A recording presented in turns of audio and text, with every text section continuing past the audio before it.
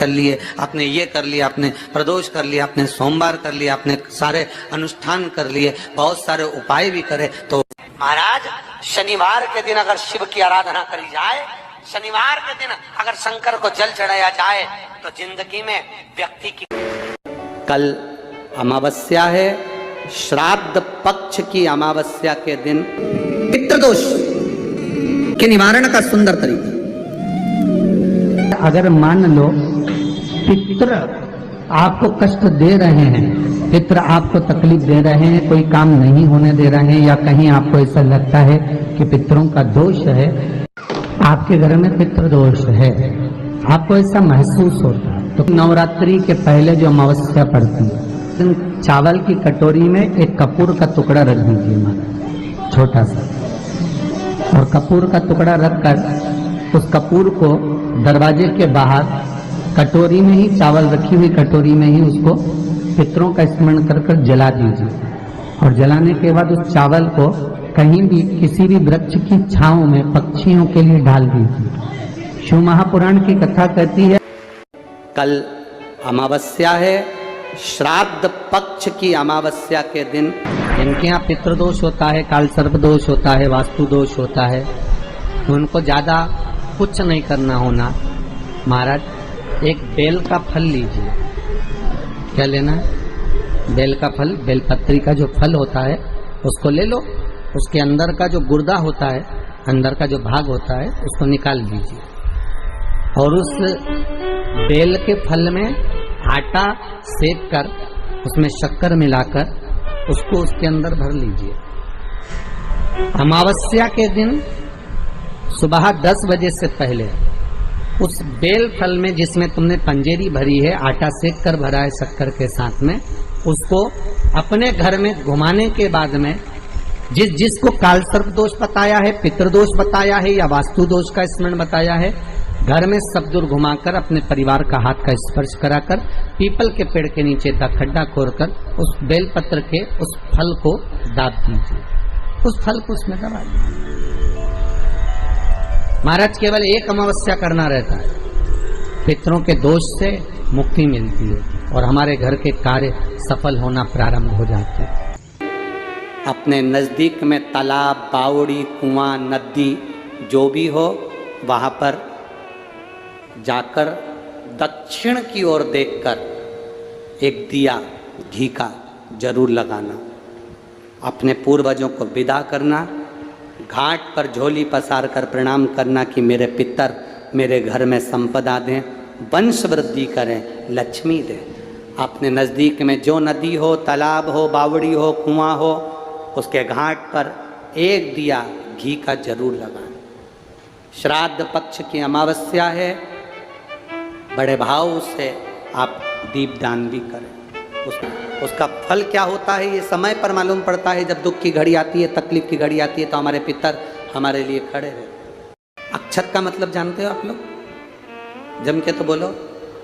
चावल, चावल का जो एक दाना होता है, चावल का जो एक दाना, जो अक्षत चावल का जो दाना होता है, मान लो तुम्हारे पास में बेलपत्री नहीं है, मान लो पंडित जी बोल रहे हैं बेलपत्र चढ़ाओ, पुष्प चढ़ाओ, लाल पुष्प चढ़ाओ, दुर्वा चढ़ाओ, तुम्हारे पास में कोई सामान अगर नहीं है तो शिव महापुराण की कथा कहती है एक चावल का दाना, तुम जो पंडित जी बोल रहे हैं कि बेलपत्र चढ़ाओ, नहीं है, चावल का दाना चढ़ा दिया। पंडित जी ने बोला तुम्हारे पास में ये चढ़ा दो, वो चढ़ा दो, तुमने एक एक चावल का दाना, पंडित जी कहते रहे फूल चढ़ाओ, चावल का दाना चढ़ा दिया, रौली चढ़ाओ, चावल का दाना चढ़ा दिया, नहीं है, चावल का दाना चढ़ा दिया। अक्षत का मतलब यह होता है कि जो चावल का दाना आप चढ़ा रहे हो, उसका मतलब होता है कि शंकर भगवान की पूजन में सारा साहित्य, एक चावल के दाना चढ़ाना मतलब सब चढ़ जाए, एक अक्षत। पर उस चावल का महत्व क्या है? बेटी जब अपने मायके से जाती है तो उसकी गोदी में चावल का दाना क्यों दिया जाता है? बेटी जब अपने मायके से जाती है तो उसकी गोद भर कर क्यों भेजा जाता है? शादी में जितने फेरे की मूलता नहीं, जितने मंडप की मूलता नहीं, शादी में उतने बेटी के गोद भराई की मूलता होती है। शादी होती है उससे पहले उसकी गोद भरना पड़ती, जेठ भरे, ससुर भरे, कोई भी भरे, उसकी गोदी में कुछ ना कुछ वस्त्र आभूषण जो लाए हैं वो देना पड़ता है, उसकी मूलता क्यों भरा जाता है? बहन बेटी की गोदी में चावल का वो पसी, वो गोद भराई क्यों दी जाती है? वो चावल क्यों डाला जाता है?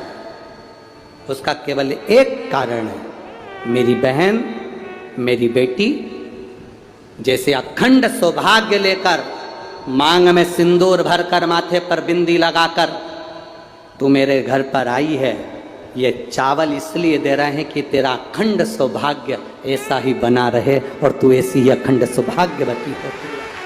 अगर कोई हमारे मंदिर में आकर शिवलिंग पर जल चढ़ाएगा, उसका एक भाग तुम्हारे खाते में जाएगा, पर आशीर्वाद आपको देना पड़ेगा कि उसके घर में कभी पितृदोष नहीं होगा,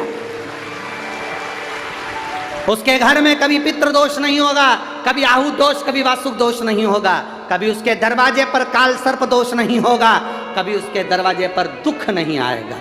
पितरों ने वचन दे दिया, जो शंकर जी पे जल चढ़ाएगा, पितर कहते हैं अपनी बेटी पार्वती को देखकर, अपनी नातिन को देखकर, हम उसके घर से कभी भी दुख नहीं देंगे, हम उसको झोलियां खुशियों से भर देंगे। इसीलिए शंकर जी को जो जल चढ़ता है तो जलाधारी का मुख कहाँ का होता है?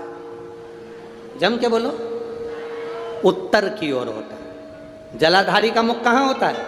उत्तर की ओर। हमारा शिव पुराण कहता है, शिव तत्व कहता है, आप चारों तरफ से जल चढ़ाओ, मना नहीं है, पर कभी मौका मिल जाए आपको, और जैसे ये शिवलिंग है, ये जलाधारी है पानी बहने की, यहाँ से पानी बहता है, ये शिवलिंग है।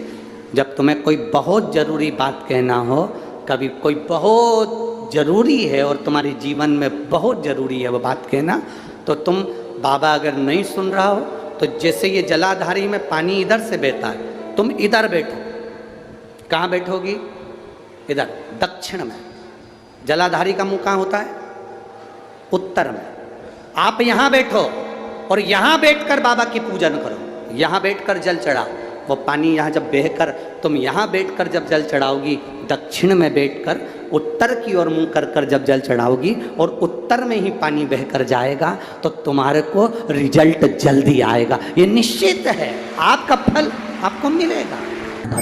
श्री शिवाय।